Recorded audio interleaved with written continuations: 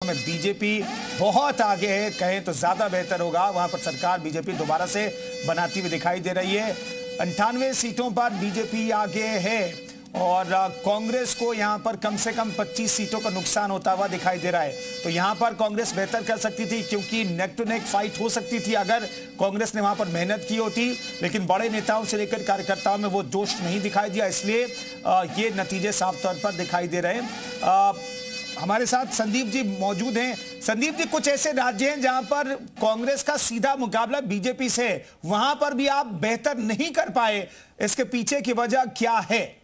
संदीप जी। देखिए, सबसे महत्वपूर्ण वजह जो है मेरा जो मानना है, वो संगठन और जो कार्यकर्ता हैं वो बहुत महत्वपूर्ण होते हैं। किसी भी राज्य में आप चुनाव लड़ना चाहते हैं तो मुझे लगता है बीजेपी की जो रणनीति है कि एक चुनाव खत्म होता है और दूसरे राज्य में वो उनका कार्यकर्ता और उनका संगठन लग जाता है।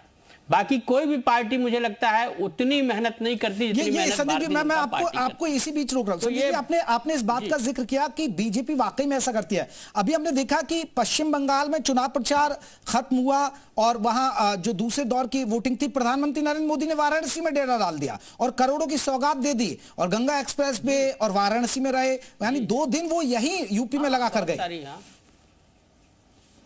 एग्जैक्टली तो उनको ये मालूम है ना कि अगले साल उत्तर प्रदेश का चुनाव है और वो मैं कह रहा हूं कि उनके जो कार्यकर्ता हैं, जो संगठन के लोग हैं, इतनी तन्मयता, इतनी मजबूती से चुनाव के लिए लगते हैं कि वो जो कनेक्ट होता है ना, पीपल टू पीपल कनेक्ट जो है, बीजेपी से बेहतर मुझे लगता है कि चुनाव प्रबंधन इस देश में किसी राजनीतिक पार्टी को नहीं आता है।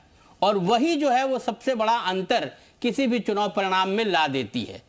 कांग्रेस हो चाहे कोई अन्य क्षेत्रीय पार्टियां हो, क्षेत्रीय पार्टियां भी मेहनत करती हैं, लेकिन जो कनेक्ट होता है जनता के साथ, जो संवाद होता है एक एक व्यक्ति पर, जो बीजेपी मेहनत करती है, मुझे लगता है ये परिणाम उसी का ही असर आपको दिखाई देता है कि उनका जो संगठन है, उनका जो कुशल नेतृत्व है और जो संगठन की जिसको जिम्मेदारी दी जाती है, वो कितनी ईमानदारी और कितनी निष्ठा से उन चुनावों में लगता है, जिसके बाद आपको ये परिणाम दिखाई पड़ते हैं। इसके पीछे के जो लोग हैं वो शायद कहीं आपको नजर नहीं आते, लेकिन उनकी जो मेहनत है, उनका जो सामर्थ्य है, वो कहीं ना कहीं चुनाव परिणामों में बदलते हुए आपको। बंगाल में कोई नहीं सोचा था कि इतनी बड़ी जीत होगी। असम में आप खुद कह रहे हैं कि कांग्रेस जो है वो जितना करना चाहती है, ये बड़ी बात है। बीजेपी की यही खास बात है और इसलिए हम रुक करते हैं। अपने सहयोगी ब्रजेश तिवारी हमारे साथ पश्चिम बंगाल की लगातार पल पल की अपडेट दे रहे हैं कि बंगाल में किस तरह का जश्न देखने को मिला। ब्रजेश, आपके पीछे हम जो देख रहे हैं वो ज्यादा मुद्दा नजर आ रहा है, जय श्री राम के नारे लगते नजर ज्यादा आ रहे हैं। लेकिन ब्रजेश, मान लिया जाए कि जो बीजेपी ने यहां हिंदुत्व के एजेंडे को भी धार दी, वो फायदेमंद रहा बीजेपी के लिए? बिल्कुल वो फायदेमंद हो सकता है, लेकिन मतदाताओं ने, जनता ने जो तय किया, आज वो परिणाम के तौर पर, हालांकि वो रुझान है, लेकिन परिणाम के तौर पर लोग उसे मान रहे हैं।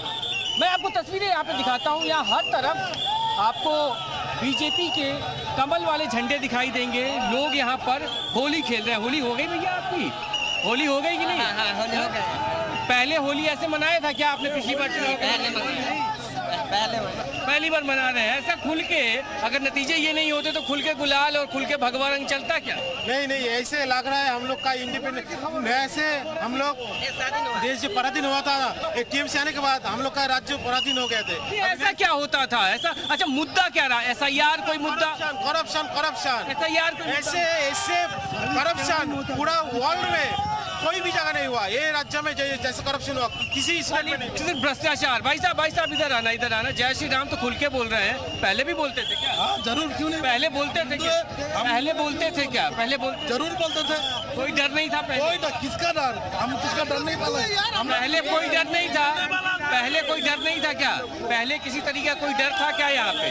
कुछ डर नहीं था। हम लोग कोई डर नहीं था, खुल के ही रहते थे। तो परिवर्तन क्यों? 200 पार কদিন পরে সেটা 250 চলে যাবে, এক মাসের মধ্যে 250 হয়ে যাবে। आप थोड़ा सा हिंदी बोले सर, मैं भी।